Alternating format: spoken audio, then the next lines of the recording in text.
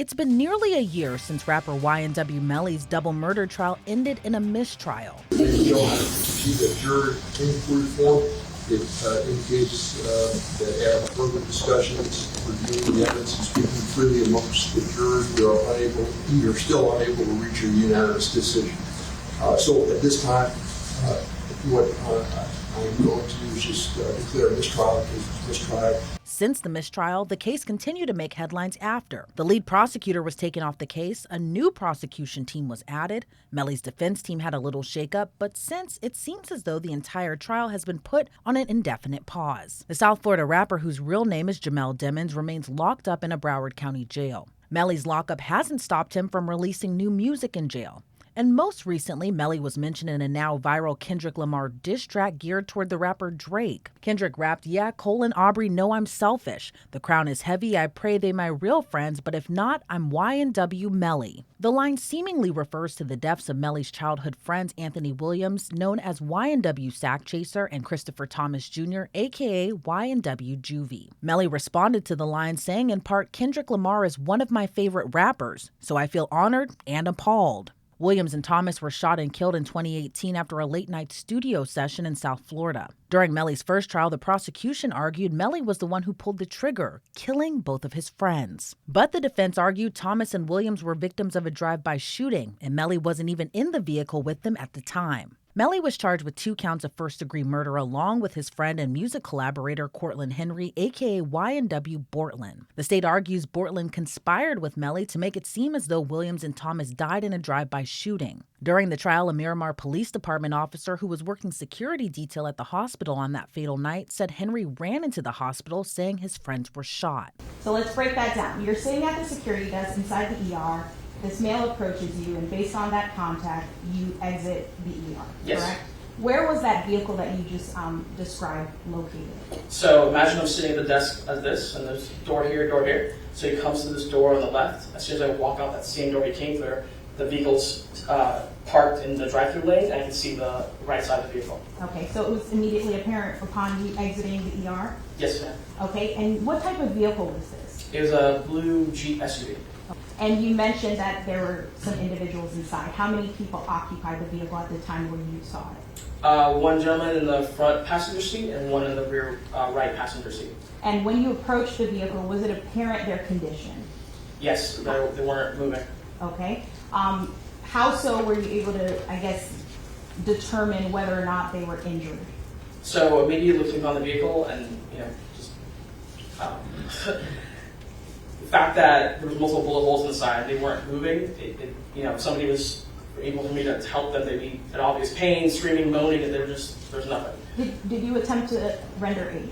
Yes. So I immediately, after waiting in for assistance and letting the security guard at the desk, hey, I need doctors and nurses and everything to come out to help me, put on gloves and reached inside the front passenger seat and checked the pulse of the right wrist. I didn't find anything.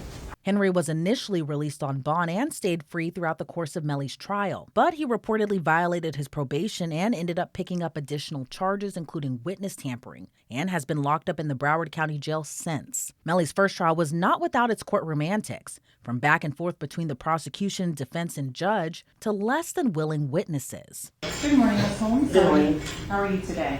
Not good. Are you cold? No, I'm just, I don't feel comfortable. Are you nervous? I feel threatened. Felicia Holmes, the mother of Melly's ex-girlfriend Mariah Hamilton, was called as a witness by the state. The state pressed her about a phone call her daughter received from Melly on the night of the murders. Tell the ladies and gentlemen of the jury what woke you up that morning. Just hearing my daughter's voice. Okay. What was the tone of her voice without saying what she said? I don't remember. I don't remember. Okay. Do you remember anything the defendant said on that video? Not verbatim, no, I don't. Okay. Did you have an opportunity to read the statement you gave in 2018? I read the statement. Okay. I don't recall. I don't remember anything from that statement, but I do remember my deposition from December 22. So the deposition, that would have been 6 months ago? Yes. Okay. I want to go and when you spoke, remember speaking with law enforcement in December of 2018? I remember speaking with them, but I don't remember what they look like. I don't remember their names, but I do remember talking to someone. Okay, so Ms. Holmes, I want to ask you, were you honest and truthful with law enforcement when you spoke with them? I would hope so. I mean, it was 2018. I went through a lot during that year, so I'm not sure where my mindset was at that time. Did you lie to law enforcement? I would hope not. I don't remember what I said back. It was like 5 years ago. Oh, of course. I understand it's been a long time. So in terms of the time frame, that was closer in time to the incident of October 26th of 2018? If that's where you guys are saying it is. You don't even remember? I don't remember. Like I said, 2018 was a very hard year for me. My husband just went to prison. My father died. I had a lot going on, so Of course. I was really out of it. Okay. And in terms of your conversations with the police officers that morning? Yes.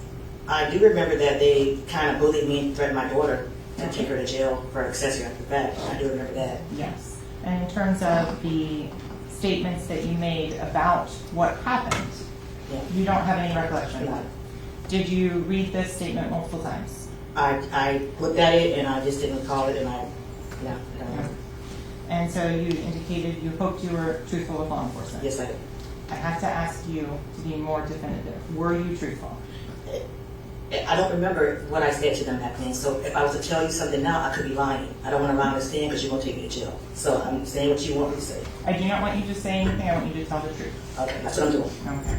So, Ms. Holmes, with regards to that day, did you lie to law enforcement? I just Objection, answered asked that and question. answered. Excuse me, overruled. When you heard the phone call, did you hear what had allegedly happened? I heard that there might have been a shooting. Okay. Did you see any pictures or videos of anyone that was injured at that point? No, I did not. Did you see the defendant on the screen of that video call? I saw his face, yes. In terms of the method of communication, do you know if it was a FaceTime call? I assumed it was FaceTime. I couldn't say for sure what kind of call it was. At the time of October of 2018 through December of 2018, did you know the defendant's phone number? No, I don't.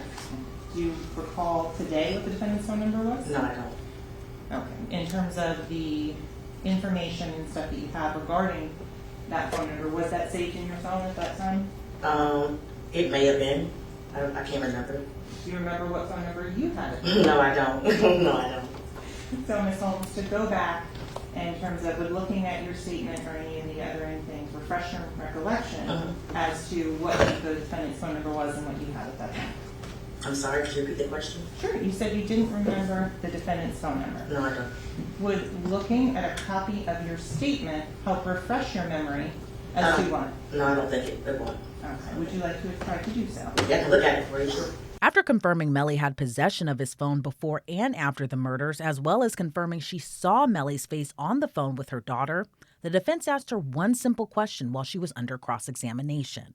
When you first took the stand, you said, "I feel threatened." Yes, sir, I do. Who do you feel threatened by? Objection, Your Honor. Overruled. Christine Bradley, the prosecutor's office. This prosecutor. Yes, I do. Thank you. During Melly's first trial, it seems as though the state relied heavily on expert witnesses and testimony to prove their case, that Melly was in the car on that night Juvy and SakChaser were killed. The state called the pathologist who performed the victims' autopsies. Dr. Rebecca McDougall, who performed Anthony Williams, a.k.a. YNW SakChaser's autopsy, confirmed SakChaser was hit by additional bullets when he was already dead. Based on your autopsy, did you come to an opinion as to the cause and manner of death for Anthony Williams? I did. And what was that? The cause of death is multiple gunshot wounds, and the manner of death is homicide. Did you recover an additional projectile from the body of Anthony Williams? I did. And where was that located at? In the right scapula, or the bone, your shoulder blade, the wing of your back. And in this next photo that we're looking at here, which is number 19, this number, is that where you retrieved that particular projectile? That's correct. So to orient you, Sorry. this is the neck, the back of the neck, the midline of the back. Okay, the entrance wound is right here. And it goes and it gets stopped by all that bone. And if you look at the muscles here, there's no hemorrhage either. And so going on to this photo here, which is number 23, what are we looking at in that particular photo? So that is the projectile that I recovered from the right side of the back. Can I have a moment to consult? Yes.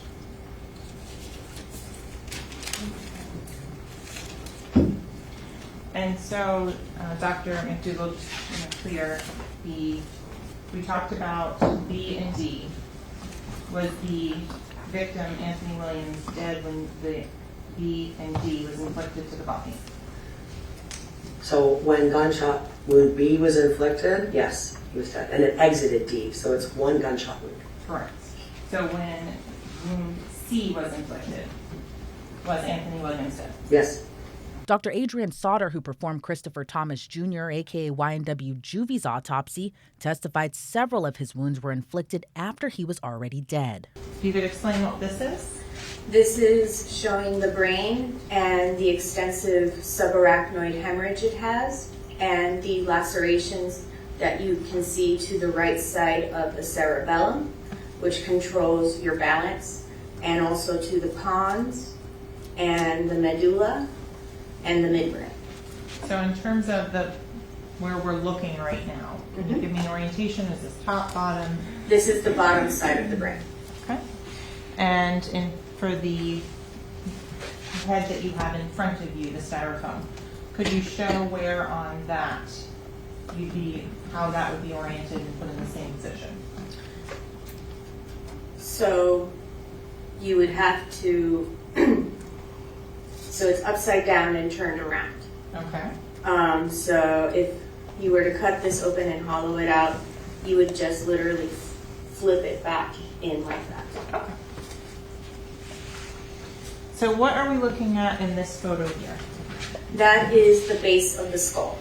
And what has been done to get access to this part of the skull? So I inserted a rod to show that the trajectory from the injury from the left cheek went all the way through and crossed into the right side of the cranial occipital bone. And in terms of, is there evidence of hemorrhage along this wound track? Yes. Would you have an opinion as to if the individual was alive or the heart was beating when this wound was inflicted? Yes. And what would that be? Can you say that again? I'm sorry. What would your opinion be? So my opinion is that at the time that this gunshot wound was inflicted, because of all the hemorrhage to the base of the brain, that this individual was alive. Okay. Going on to projectile number 7. Where was this projectile recovered from? On the right occipital bone. Same from the picture we just looked at? Correct. Okay. But under cross-examination, the two pathologists testified it was unclear how far the shooter was from the victims. And you indicated that one of the wounds was in the chest area. Correct? Were you advised at any time that this person was wearing clothes? Yes? Okay. And Moretti didn't bring the clothes to you to look at? So my job's cause and manner of death on the body, right? Okay. And the reason I ask that is because the height of the person, the weight of the person, the fact that he had 6 inches of braided hair, and the clothes that he was wearing would assist if anyone attempted to do what is known as a trajectory reconstruction, correct? But you could do a modified Grice stain on the clothing to look for gunshot residue. Okay. And those items would be important, would it not, if someone wanted to attempt to reconstruct how the shooting occurred? So my job is cause and manner of death. I'm no expert in reconstruction. The first injury to the head, was it? Back of the Back neck. of the head was the fatal injury, right? So in this case, that's the fatal injury because the other two, he was dead when they were Okay. inflicted. So this person, when he received the other 2 injuries, was already deceased. Correct. Did not suffer any pain from those 2 injuries. He's already dead. Fair enough. Okay. and you indicated that these injuries were indeterminate, Correct? which means, in layman terms, simple terms for me to understand, means that you cannot tell how far away or how close the shooter or shooters were That's correct. when this occurred. Yes, sir. In fact, you don't know if it was one shooter, two shooters, or more, correct? That's correct. So you don't know the distance of the shooter or shooters, correct? Correct. You don't know the gun or guns that were used, correct? Correct.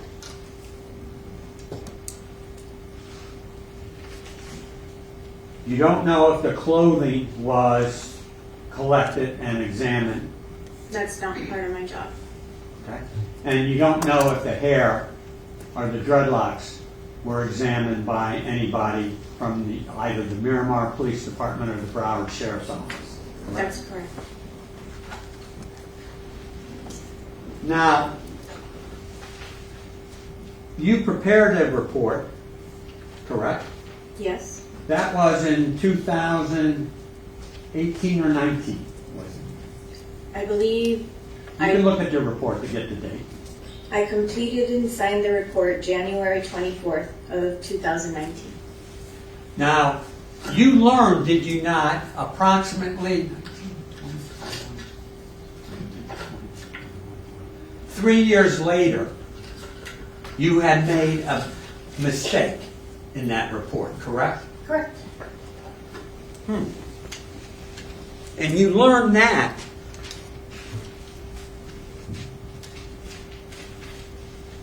and Dr. McDougall had to prepare another report for you, She correct? amended the report. That's- Amended the report for you Yes. 3 years later. Yes, because I no longer worked there anymore.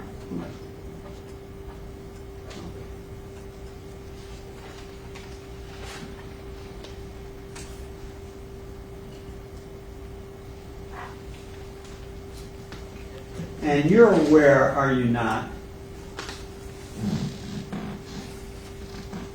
in order to place the shooter or shooters when this individual received all those injuries, that you need the same gun, correct? Yes. You need the same ammunition, correct? Yes. You need to look at the clothes and the hair and the stippling or the gunshot residue. Other people do that, yes. Yes, but you know that's Yes, necessary. that's trained. Okay. To explain the distance and to exclude the possibility the fatal shots came from outside the car, the state called Sergeant Christopher Williams, a shooting reconstruction expert, to the stand. Were there any defensive wounds on Anthony Williams? No.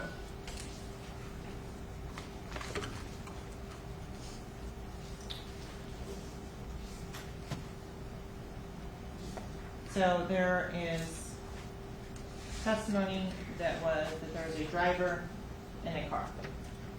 Could the driver, Portland Henry, have gotten that angular shot on Anthony Williams? No. Why not?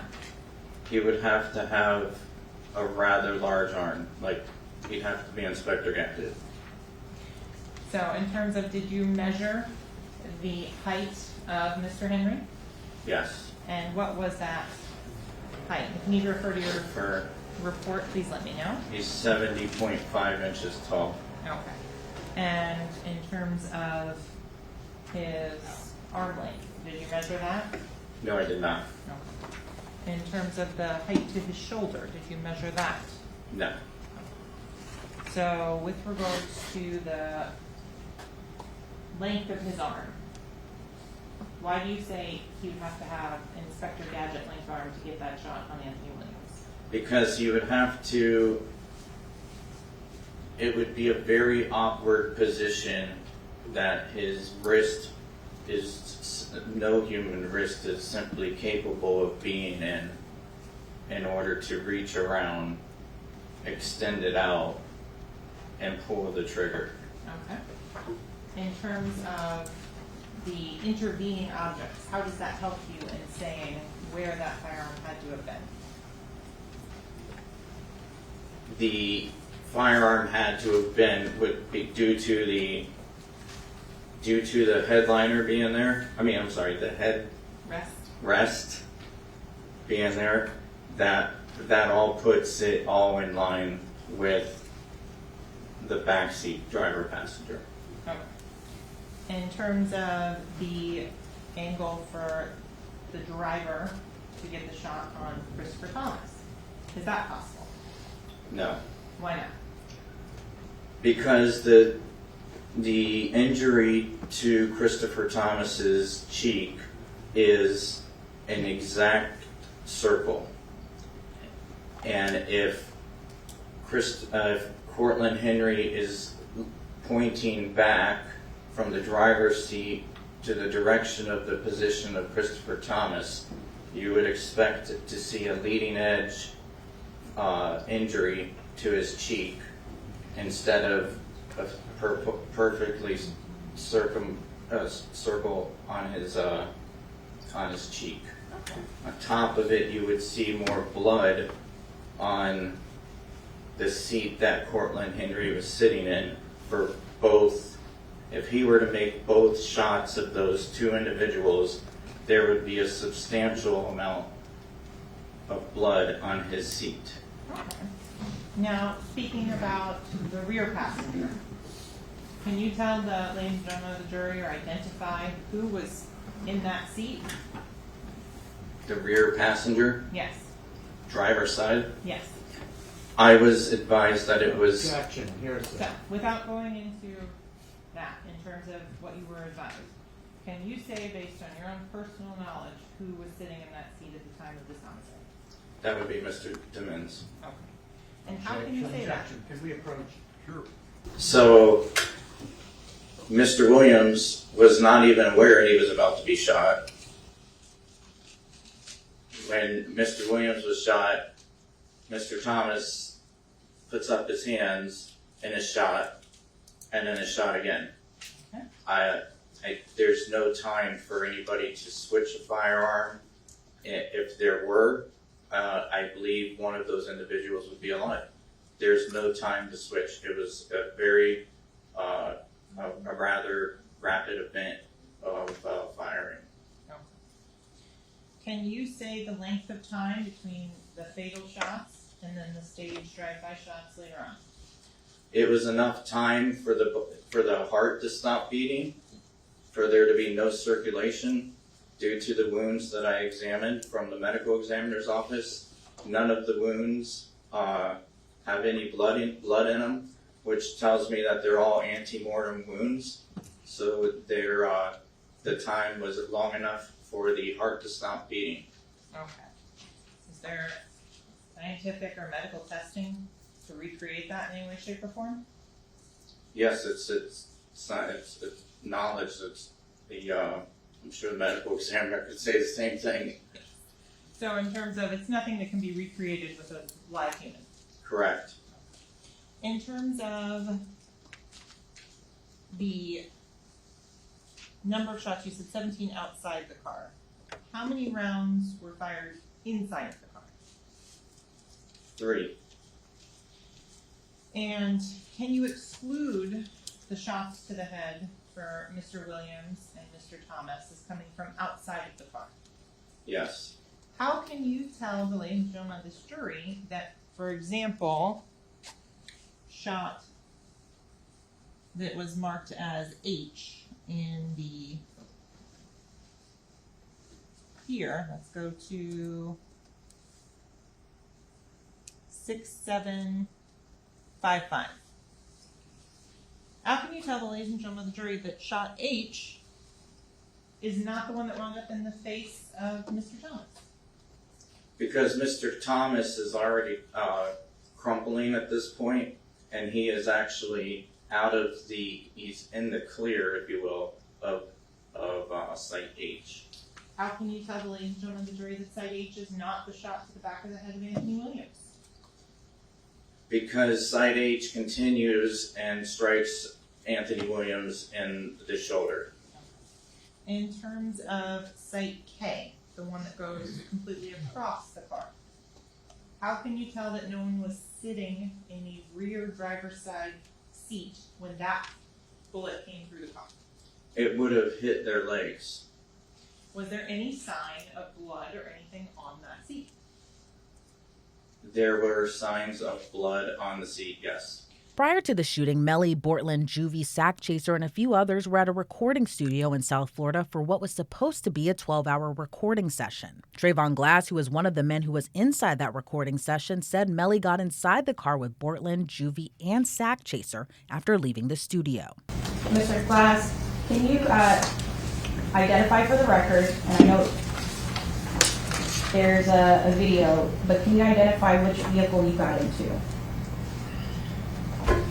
Red Mitsubishi. And can you tell us who was in that car with you?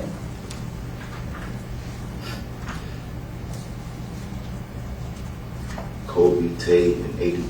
So 80, Tay, and Cody. Mm-hmm. Is that a yes? Yes. So that is a total of 4 people. Correct. And in the vehicle to the left of the screen, the Jeep, who entered that vehicle to your knowledge? Everybody else that was there. Sak, Melly, Juvy, Court. Okay. And by my count, is that also 4 people? Correct. Was Melly at the house when you got there, from what you can recall? No. Did you see Melly at any time in the house? No. Right? So you go upstairs in Juvy's room, and what do? Crash. All right? Crash meaning? Go to sleep. Okay. At some point, do you wake up? Yeah. And why? Or Phone how? calls, phone calls, phone calls, phone calls. Okay. Safe to say that your phone was getting a lot of phone calls, blowing up. Yes. All right. And at some point, you answer the phone, correct? Yeah. Okay. What do you do in response to the phone calls? I answered the one that kept ringing, and yeah. All right. And so what do you do in response to getting that phone call? I ended up at the hospital. All right. Do you recall which hospital that was? No, I don't. Do you recall what city you were in at this point? I was in Broward. All right. What city? Not the county. Miramar. Okay. Do you know if you went to Miramar Hospital? I don't know what hospital it was. Okay. So you get to the hospital. What do you find out when you get to the hospital? That Anthony and Christopher was deceased. Glass said by the time Melly showed up to Frito Bang's house, he was in different clothes from the studio session. Obviously, at that let me not say obviously, but at that point in time, what do you do, or how do you react to that news? Grieving. Okay. Do you stay at the hospital?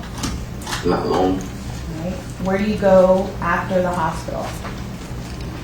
I ended up somewhere. Somebody's house. All right. Do you recall whose house that was? I don't know whose house it was, but I ended up there. Okay. And what were you doing at the house? Still grieving. Okay. Who took you to the hospital? The cameraman. Okay. Do you recall his name? Drew. All right. And do you recall who took you from the hospital to Frito's house? Same person. All right. And before you left for the hospital, or actually, who went to the hospital with you? Just Drew. Okay. Who was at the house, Melly's house, before you left for the hospital? Same people that was there when we got there. Okay. And same people being the 4 people that entered the Mitsubishi? Yes. Okay. So you're at Frito's house. You mentioned, and I forgot exactly where you were in the house. Did you say where you were? Drew's room. Oh, no, not Melly's house. Frito's house. Where were you in Frito's house? Outside. Okay. And who was at Frito's house when you first got there? Everybody that wasn't at the house. Okay. And it's because I don't know who everybody was or is, can you please specify? Kobe, Melly.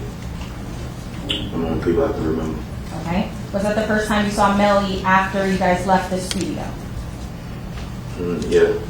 Was Melly wearing the same clothes or different clothes than when you saw him at the studio? It was a new day. Nah, he wasn't. Nah, he wasn't. You guys Wasn't wearing the same clothes. Okay. Do you recall what he was wearing? Just had on some shorts. Under cross-examination, the defense asked if there was any tension between Melly, Juvy, and SakChaser during the studio session that night. Have you ever seen Melly with a gun? Objection, Your Honor. I sustain the objection.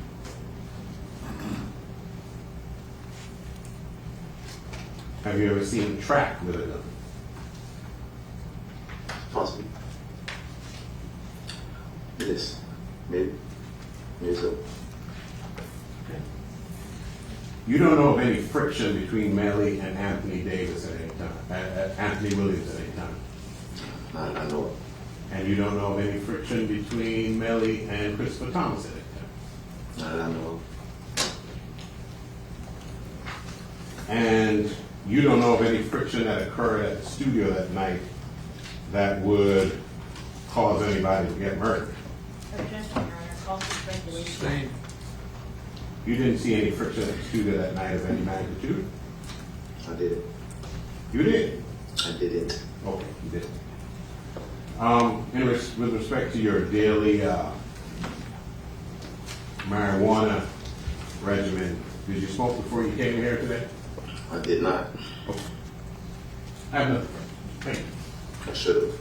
The final witness for the state's case was the controversial Detective Mark Moretti, the case's lead investigator. Moretti, who arguably played a central role in the dismissal of lead prosecutor Christine Bradley, testified during Melly's first trial. The state spent weeks trying to prove Melly has been using a specific phone ending with 9807 at the time of the murders, while his defense team argues the phone allegedly used by Melly was communal and couldn't be tied to just him. But Moretti presented evidence Melly used the phone to communicate with his mom, ex-girlfriend Mariah Hamilton, and used the phone for Snapchat.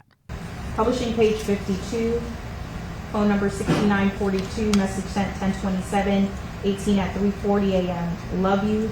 Same phone number, message sent same date at 3:23 p.m. I'm at your gate. I'm going to get the trash. From 9807, sent 10/28/2018, 10:33 a.m. Bring Mariah. Phone number 6942, message sent October 28, 2018, 11:22 a.m. Okay. Detective, you can skip that next message and move on to the final message on the page. From 9807, sent 10/28/2018 to 2:09 p.m. Like, go now. Publishing page 53. Phone number 6942, message sent on October 28, 2018, 2:17 p.m. Okay, what's wrong? From 9807, sent 10/28/2018 to 22 p.m. I'll pay you. From 9807, same date at 2:22 p.m. When you get down here. Phone number 6942, sent 10/28/18 at 2:22 p.m. Okay. Same phone number, same date, sent at 2:23 p.m. I'm waiting on track to cash at me the 1,000. Same phone number, same date at 2:23:40 p.m. Is someone threatening you? Publishing page 54. From 9807, 10/28/2018 to 2:23 p.m. No, Mom. From number 9807, 10/28/2018 to 2:23 p.m. I'm not scared. From 9807, 10/28/2018 to 2:24 p.m. Just listen. From 6942, October 28, 2018 at 2:24:06 p.m. Okay, I want you safe. Same phone number, same date at 2:24:28 p.m. You're covered. From 9807, 10/28/2018 at 2:24 p.m. I know. Publishing page 55. From 9807, sent 10/28/2018 to 2:24 p.m. Still need to protect myself. Phone number 6942, sent October 28, 2018 at 2:53 p.m. FaceTime me.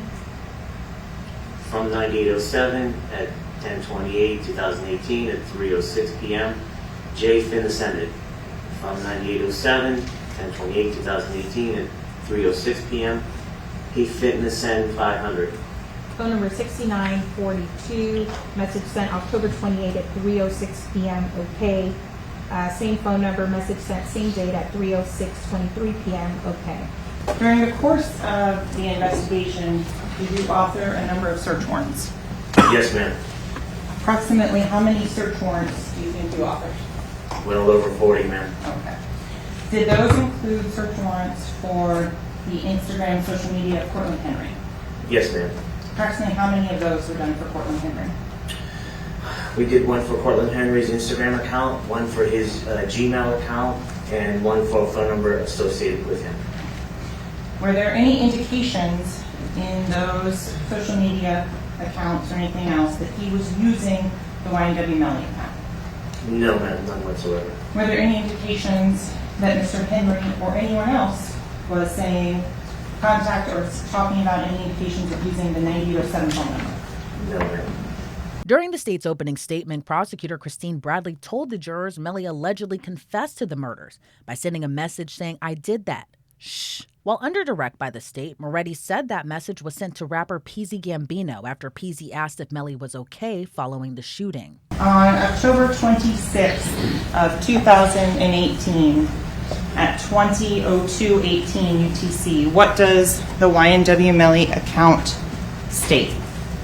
I did that with a smiley emoji. In terms of what was that in response to from the Peasy Gambino account? Objection. Overruled. The PZ Gambino account asked him if he was okay, and his response was, "I did that," and placed a smiley face emoji. And the next message from 10/26/2018 at 16:02 from Eastern Standard Time, the YNW Melly account says what? After that, SHHHH. And could you please stand and point on the right side of the screen exactly which part you're saying where the YNW Melly account says, "I did that"? I did that. This is the thread ID. This is the text. This is the author. And this is the recipient. Then you come down here, same thing. The ID is for the actual message, which is just specific that one message. Then the thread ID is the actual continuing message. Then come down here to it says text, the SHHHH. Under cross-examination, Melly's defense team argued Melly uses the informal spelling DAT when texting, not THAT. Will you tell the jury how he spells that? That, DAT. DAT. Page 2. Will you tell the jury how he spells that?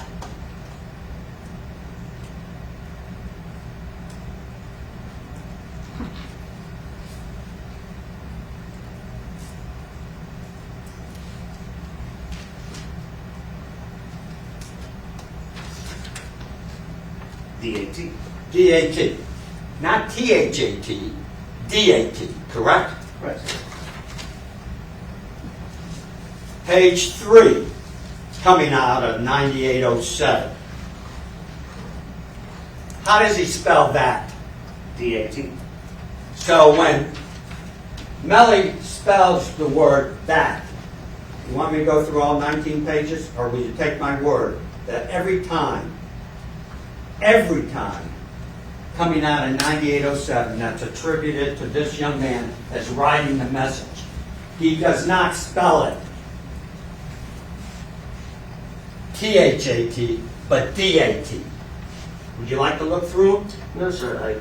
You're asking me to explain that the one moment he decided to use proper grammar.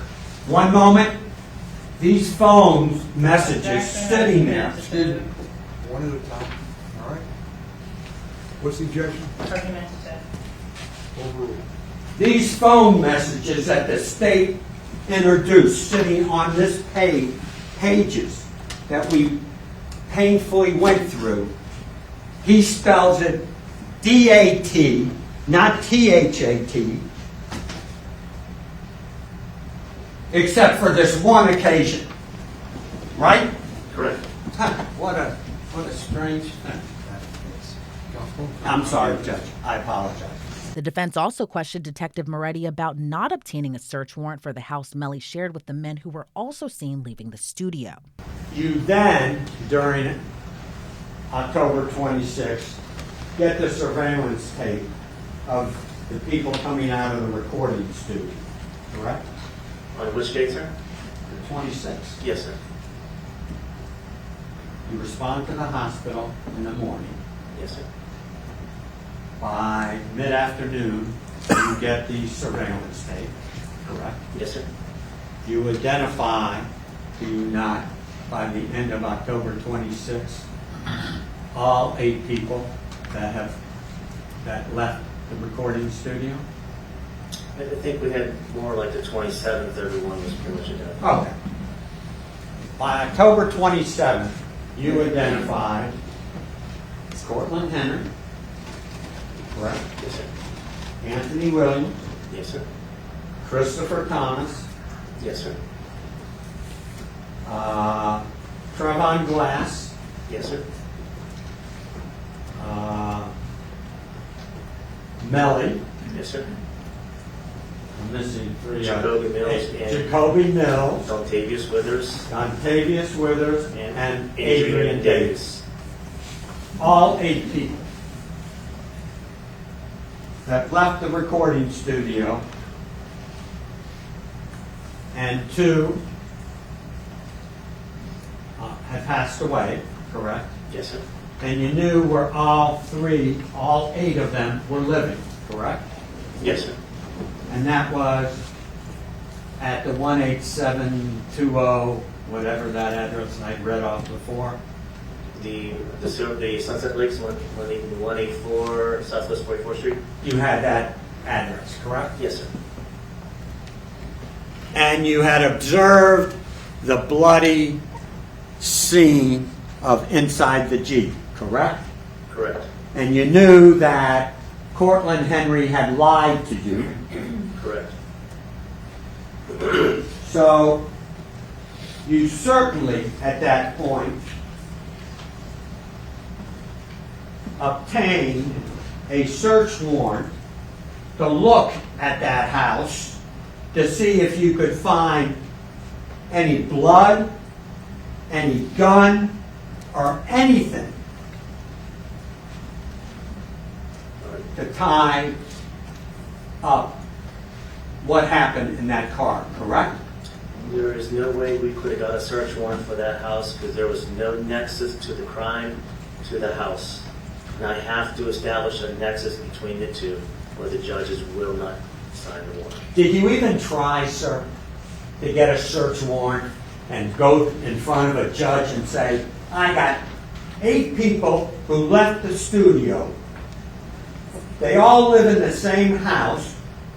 The driver of the vehicle we interviewed lied, and the inside of the Jeep is covered in blood, and we're looking for the gun or guns and the bloody clothes involved in this. Did you bother to do that, sir?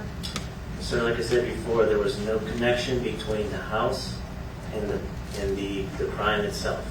Now, The answer- where we had blood, where we had evidence, where we had instruments of a crime, we did search warrants. Anytime we had a nexus between the two, we did a search warrant. We never had a nexus between the two. We even went to that house that day, knocked on the door, there was no one there. You could have secured that house by officers standing in front of it and at least come to this jury and say, I went to a judge, explain to the judge, 8 people live in a house, 8 people left the studio, and a few hours later, 2 people ended up dead, and the driver of the vehicle lied to us about everything concerning the shooting. You could have done that, could you? No, that's not how that works, sir. Not how it works. Fair enough. Did you get a search warrant of the house in November at all? You mean for which house, sir? The house where Melly lived. No, sir. How about December? They were already gone at that point. You could have looked for blood, traces of blood, because we saw that you sprayed this agent on things and miraculously blood surfaces. You know that. Yes, sir. Did you do that? Yes, sir.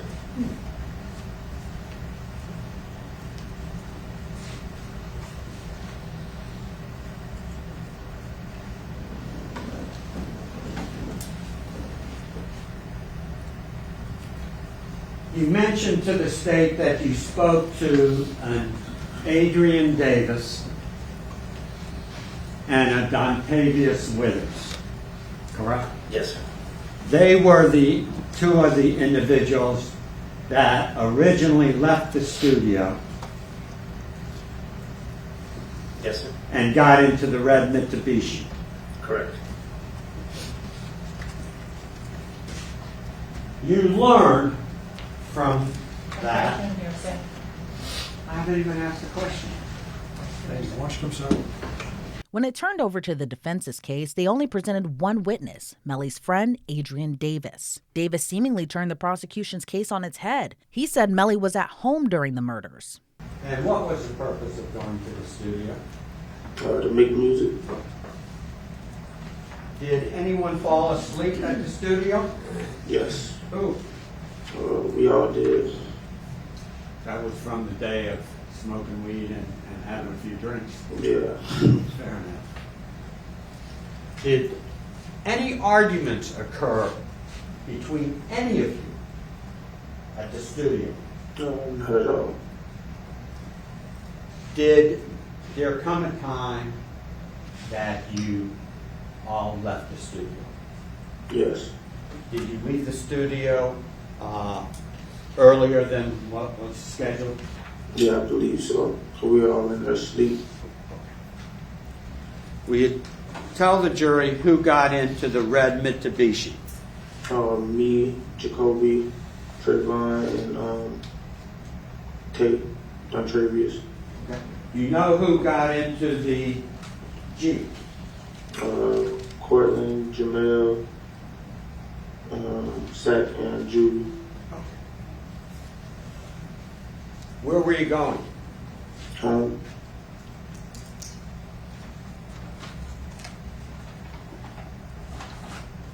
Did anyone fall asleep in your car? Yeah, we about all did except for the driver. Did there come a time that you were woken up before you got to the house? Yes. What happened? We pulled over, and that's when Melly got in the car with us. Do you know where you pulled over? And I don't really remember. Were you woken up? Yeah, but Why? it was like, because I was getting pushed over a little bit. Were you woken up? Yeah, but Why? it was like, because I was getting pushed over a little bit. Okay. And are you 100% sure that this young man got into the red Mitsubishi? Yes. What happened to the Jeep? I think they just kept going. Did he have to unlock the door? Yes. Do you know who has the keys to Melly's house on October 26th in the early morning hours? Jamell and Borton. They the only one who had keys to the house.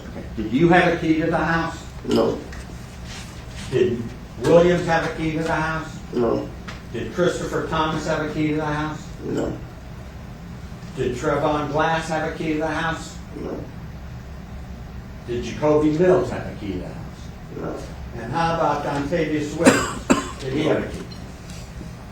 No. Okay. So the only two people you know who had a key to the house was this young man Yes. and Cortland Henry. Yes. Did you see this young man unlock the door of the house? Yes. Who was the last person to get out of the red Mitsubishi to go inside the house? Trayvon, he was in the car still asleep. He was in the car asleep when you got to his house? Yeah. Did there come a time in the early morning hours that you were woken up and heard some distressing news? Yes. What did you hear? That Sak and Juvy was shot. When you heard that, did you see Melly in the house? Yes. Did you see Melly how he was dressed in the house? Yes. What was he wearing? Shorts and a t-shirt, I think. Okay.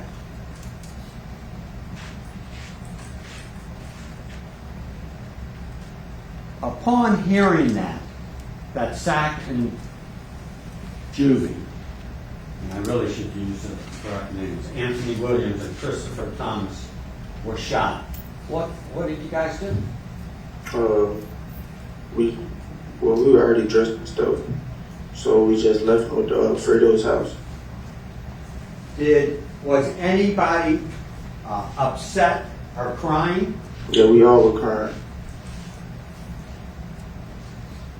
Was this young man crying? Yes. Are you sure of that? Positive.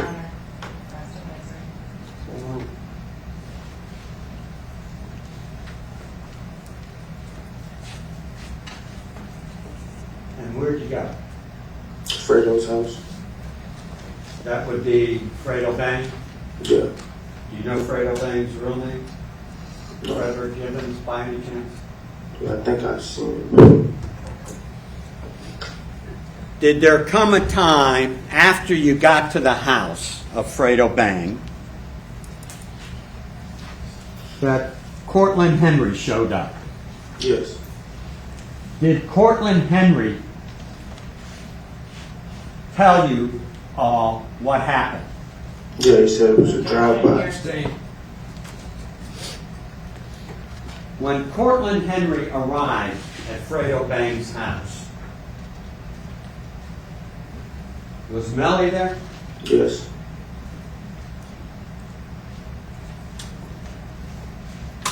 Did you eventually leave that house? Yes. Approximately what time did you leave that house? I really don't remember. Where'd you go? Back to Jamell's house. Who went with you? Me, Trayvon, Jacoby, and Fetty. By the way, when you first learned that Anthony Williams and Christopher Thomas were shot at the house with Melly, did anyone get on the phone? Yeah. Did anyone have any problem locating their phone? Yes. Who was that? Jamell. While under cross-examination by the state, Davis maintained he was telling the truth, reiterating Melly was inside the home when he found out Juvy and SakChaser were killed. Mr. Davis, you said you're 100% sure that Mr. Demons found out at the same time you did. Yes. No questions about that. You're sure he was at that house? Yes. And you were upstairs? Yes, ma'am. He was downstairs. Yes. But you're sure he was there. You could see him. Mm-hmm. Is that a yes? Yes. And you are 100% sure his phone was missing? Yes. Where in the statement on May 5th did you ever say that? Objection. Objection. It was never asked. Thank you. Counsel, so I guess the objection is improper impeachment, so rephrase your question. So, you met with me on May 5th of 2022, you remember that? Yes. And you remember sitting down, you were present, that's a yes? Yes. Your two attorneys were present that you brought, that's a yes? Yes. And I asked you questions for quite a number of hours. Do you remember that? Yes. Okay. And do you remember being asked if you had met with anyone else with regards to this case? Yes. Okay. And do you remember being asked if you had met prior to speaking with me with the attorney sitting over to my left? Yes. Okay. I didn't know who they were, and my lawyers told you that. Okay. I didn't know their names. But you remember meeting with him? Yeah. Okay.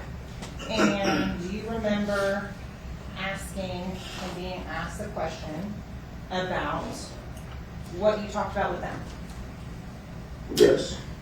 Did you remember what you told them? No. Do you remember what you told them now? Yes. So are you telling this jury that when you were speaking with me, you forgot?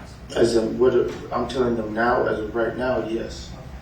You remember going to Frito Bank's house? Yes. Okay. And you remember seeing the defendant there?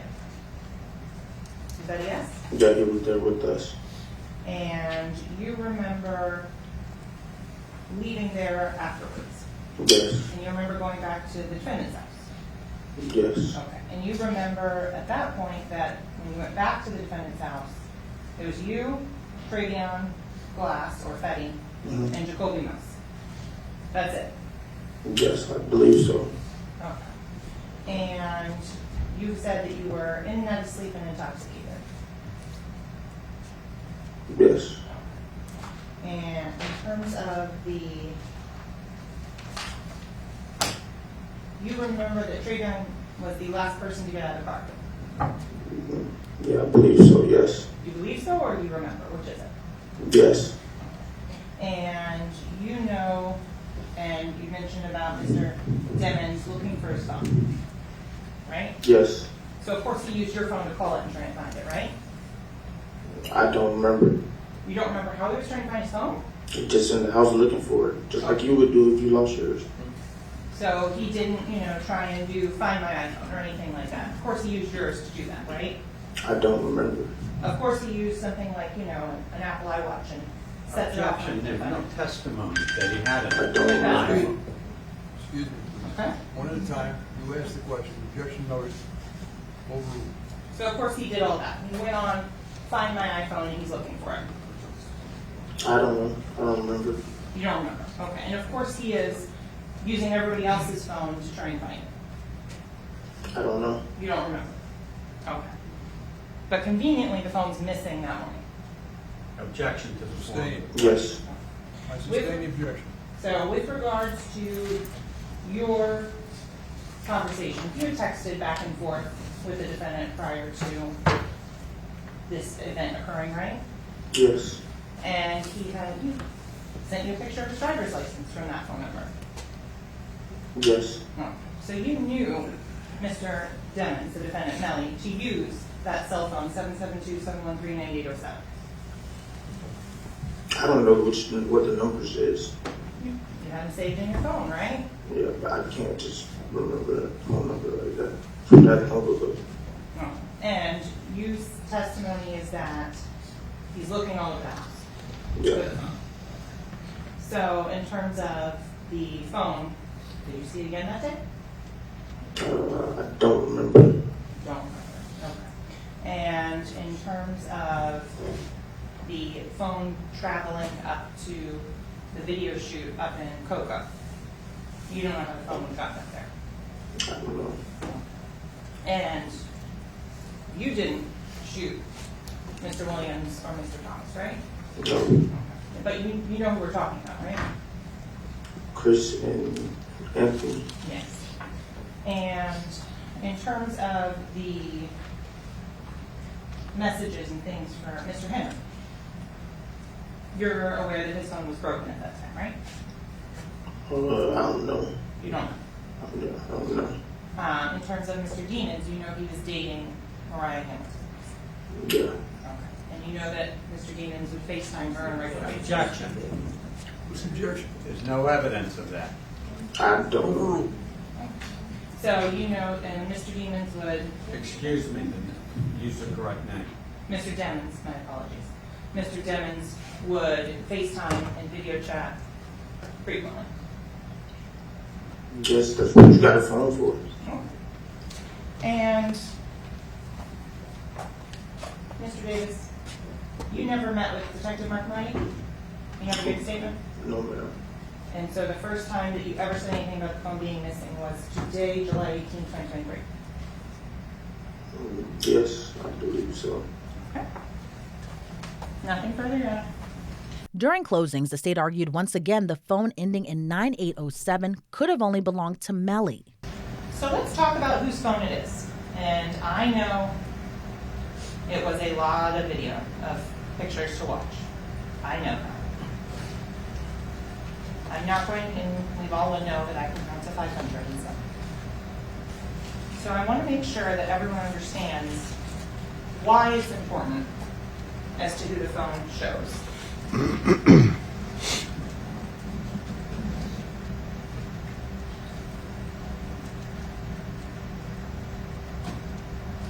All of these photos, all of these FaceTimes show the defendant. There's not a single instance that's been put before you in that phone, which is in evidence. It states 64 of the extraction, and then the phone itself as well, that says, hey, this is so-and-so, I'm using Melly's phone. You don't have that because it doesn't exist. Instead, you have this defendant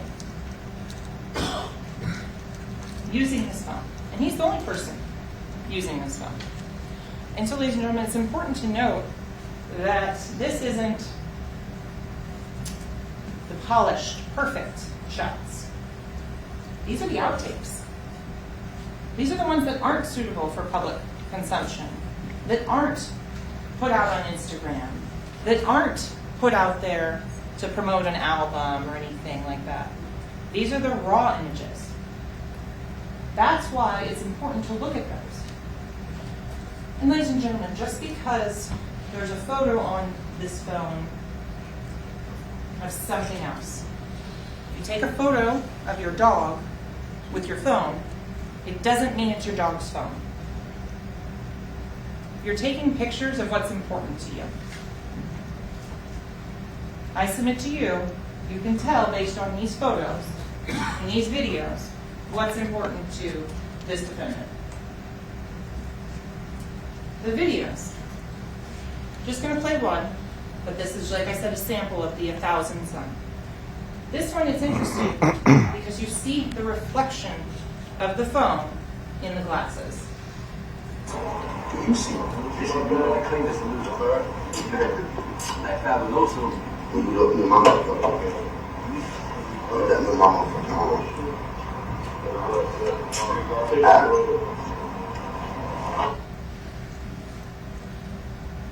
The videos also show, if you recall, the video of the Western Union transaction.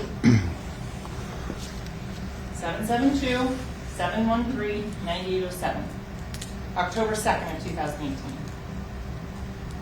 This is the only individual that is using this phone. And despite no murder weapon being recovered, the state argued that it was only Melly who could have pulled the trigger. And so some of the things that you can look for premeditation, the nature of the weapon used. So having the firearm already. And ladies and gentlemen, how do you know that they had the firearm already and the defendant had the firearm already? Because he asked for it the day before. Remember, on October 25th, Jamell Demons, 9807, sent a text message to Anthony Williams asking, where's the fire at? FYE. And Mr. Williams says, it's in here with us. And if you look at the context of the conversations, that shows they were driving down from a location in Stewart, and they were driving to pick the defendant up at the airport. Mr. Williams brought his own murder weapon to the defendant. Look at the rest of the conversations. There's multiple discussions about this firearm. Where's the firearm? From Mr. Williams to Mr. Demons earlier on. It's in my closet, third shoebox.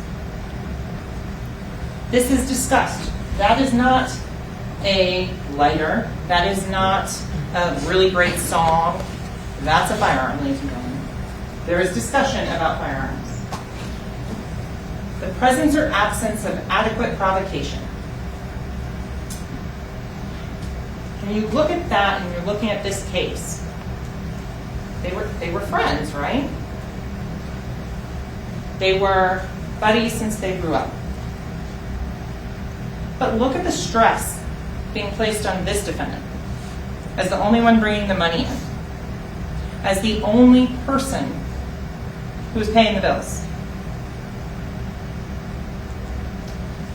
Look at the tension on there, right? Look at the issues and concerns with Mr. Williams, Anthony Williams, and the defendant's mother, that they're fighting an argument. The message is on there to that effect. So look at, for premeditation, you can also look at the manner in which the homicide was committed. Anthony Williams was shot in the back of the head. That was planned for when he was sleeping so that he could not fight back. That was a premeditated, planned killing of Anthony Williams, where there would be an alibi already discussed. So then, Christopher Thomas. Premeditation, as the judge instructed you, does not require days, weeks, months of planning. Premeditation can be formed quickly. Example we used in jury selection. Going to your mom's house on Mother's Day. You forget to bring flowers. You reach down, pull some flowers out of her yard and give her to those. That is premeditation. That is thinking about something, then doing it. Ladies and gentlemen, I submit to you the murder of Christopher Thomas was premeditated in that as well. Chris Thomas, as you saw with Sergeant Williams and Mr. Howard demonstrating, oh my goodness, what's going on? Mr. Demons then made the decision at that point he couldn't have a witness.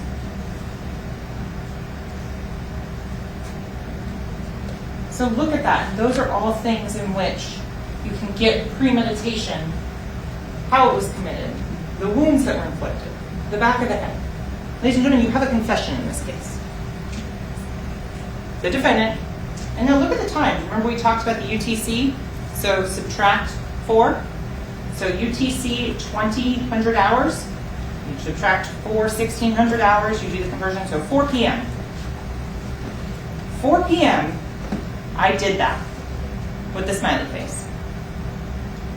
And that's when I said in opening, context is key. And look at the messages between Mr. Demons and Mr. Gambino. Easy Gambino is a blood gang member. He uses all those same information, slang words, changing of the letters that you learned about from Detective Polo. October 26th, he asks and reach out to see how the defendant's doing. And the defendant says, I did that. And to make a spelling that, other times he uses DAT. And gentlemen, you saw the song where he has a song that he's released called THAT in his phone. But during the defense's closing argument, one of Melly's attorneys, Stuart Adelstein, told the jury authorities conducted a sloppy investigation. But let's go into the 11 witnesses now. The first one, and they mentioned him, George Bello, the manager, the head guy of the gun and tool mark unit of the entire Broward Sheriff's Office. And he tells you, after we get a great education of guns and projectiles and casings, we have to bring out the fact that can you tell or determine the distance between the shooter and the victim? Can you tell us that with all your experience? And what does he say? I can't do it unless I have the weapon, unless I have the ammunition, because ammunition, the weight of ammunition could change the distance. And you have to have the weapon in order to do that. He cannot even tell us if it was one gun, two guns, or more. He's honest. He tells you that without the weapon used, I cannot place the shooter to the victim, or victims in this case. Now, why is that important? Because a reasonable doubt can arise from a conflict in the testimony. If you believe George Bello, and I suggest you should, then he totally contradicts all the testimony of Sergeant Williams, who comes in here 4 and 5 years later and says, I can tell you where shooter 1 was, and I can tell you who the shooter is. You talk about a conflict in the testimony? It's one or the other. It can't be both. And then they call the star witness, the lead detective, Detective Moretti. We know he doesn't look at the surveillance tapes on the various Miramar Parkway and Pines and what have you, because he knows. He's worked the area.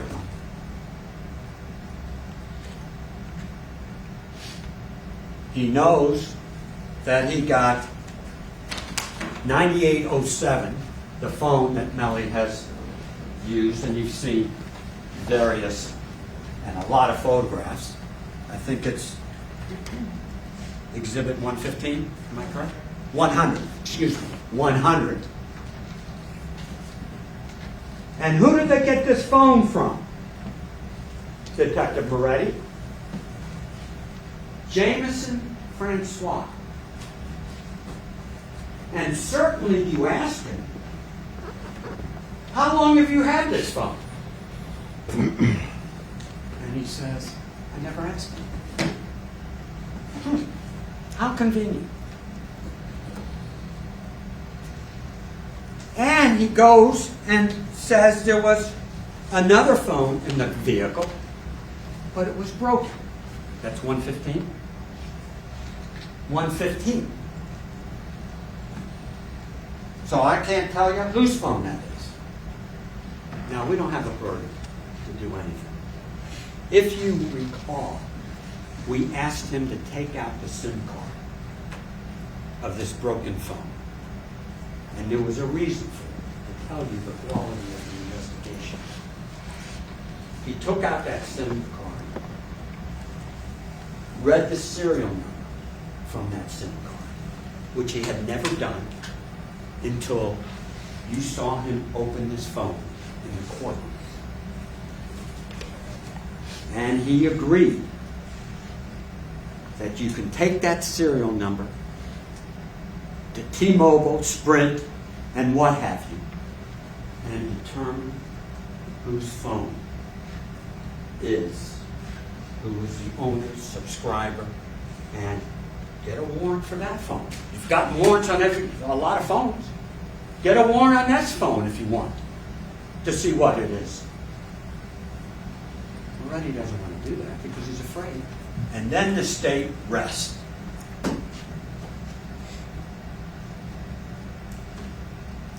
They say, folks, we've presented you all the evidence. Well, that wasn't true, because we had to call Adrian Davis. And you learned that Adrian Davis showed up in the state attorney's office and gave a sworn statement. They never told you this. We did. We don't have to do any of this. And Adrian Davis said, I told you he got in the car. How do I know that? Because I was woken up when someone was crawling in the back seat.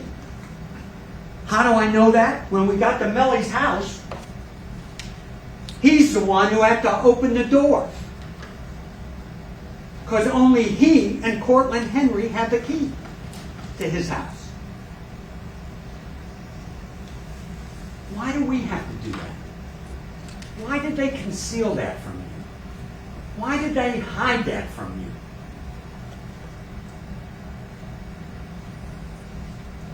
I can't answer those questions, folks, but I don't have to.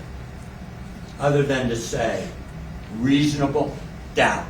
The reasonable doubt argument from the defense clearly resonated with the jury because after a little more than 14 hours of deliberations, the panel of 5 men and 7 women couldn't come back with a unanimous decision as the weeks-long trial ended in a hung jury. Thank you, gentlemen. See the juror inquiry form.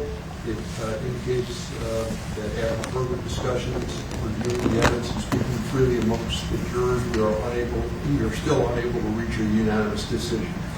So at this time, what I'm going to do is just declare a mistrial, and indicate to you that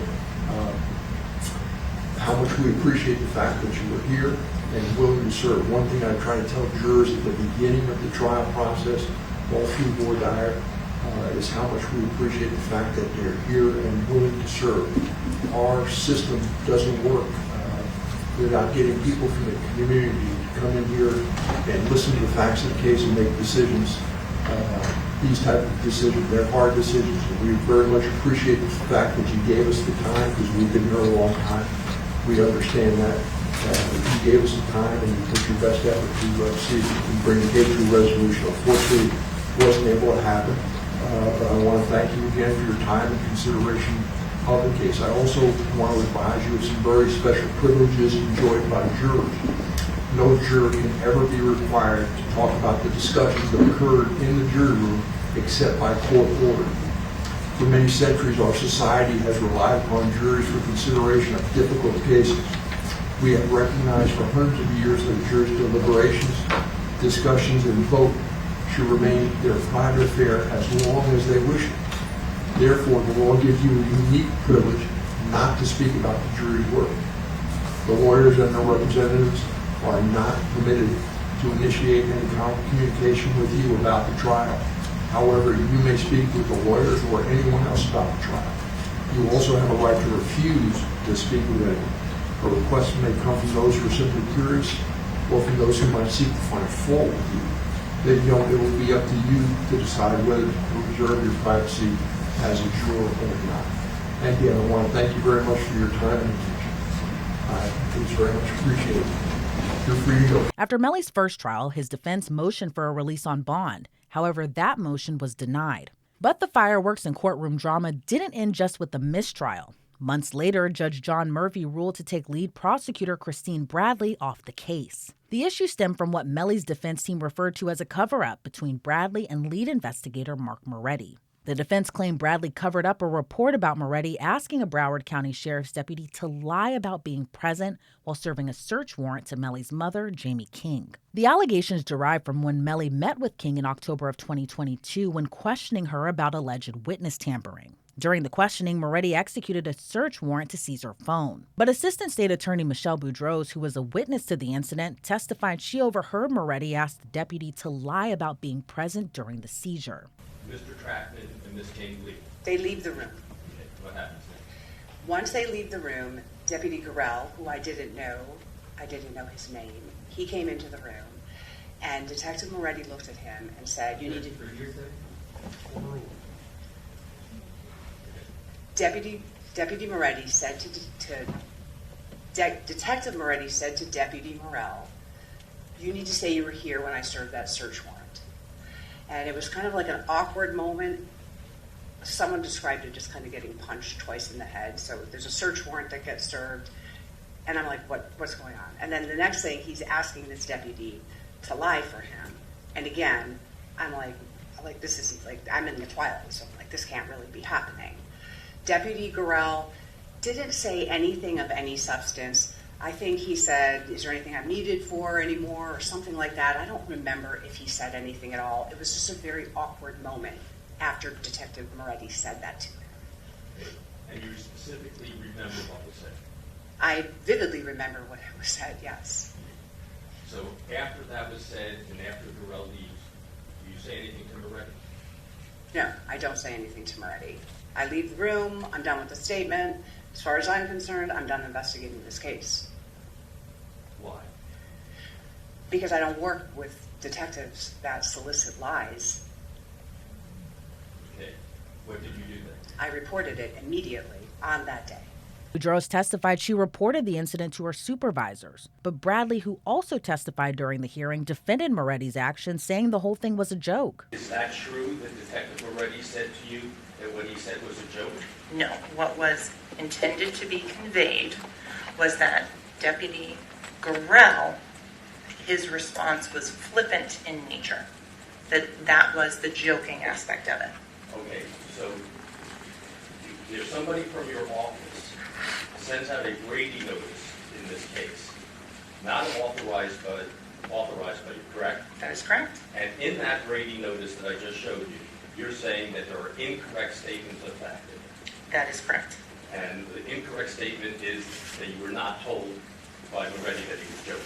That is correct. The indication has always been, and if it was inartfully conveyed in some point, the indication has always been that Deputy Gorell responded in a very flippant manner when asked about showing up. Flippant manner to whom? To Detective Moretti. Does he say that in his court report, Gorell? I don't believe so. Okay. So the flippant matter came from Moretti, and somehow you communicated that Moretti said it was a joke. Is that what we're putting together? I did not say that Moretti said that he had made a joke in any way, shape, or form. So you've never made the statement that Moretti said he was joking? My statement was, at all times, and if it was ever not clear or misinterpreted by whoever was listening to it, was that Deputy Gorell made the statement that was of a flippant nature.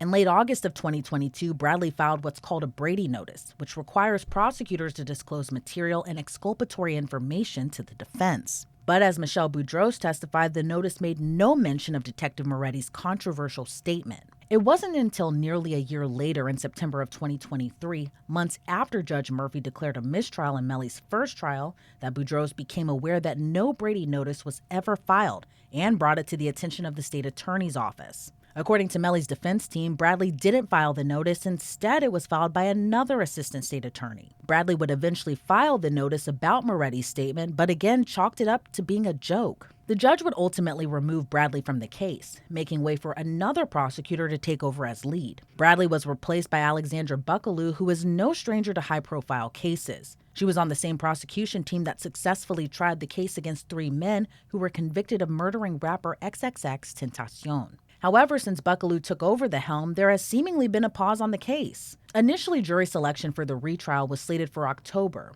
but it ended after the state opted to appeal a December ruling by Judge Murphy that threw out evidence of Melly's phone records, emails, social media posts, and the documentary/promotional video, which was released shortly after the murders. The documentary, which was filmed before the murders, revisits Melly's childhood life and rise to fame. At the end of the 20-minute video, it mentions the deaths of Juvy and SakChaser, saying Melly and his friends were the targets of a drive-by shooting. The state says the video proves Melly was in the car for the murders. However, the defense argues it's just hearsay. Since then, there have been no significant developments moving the case forward, putting Melly's retrial on pause indefinitely. It's unclear how long Melly's trial will be delayed, as prosecutors hope an appeals court overturns the judge's decision. Reporting for Law&Crime, I'm Elizabeth Millner.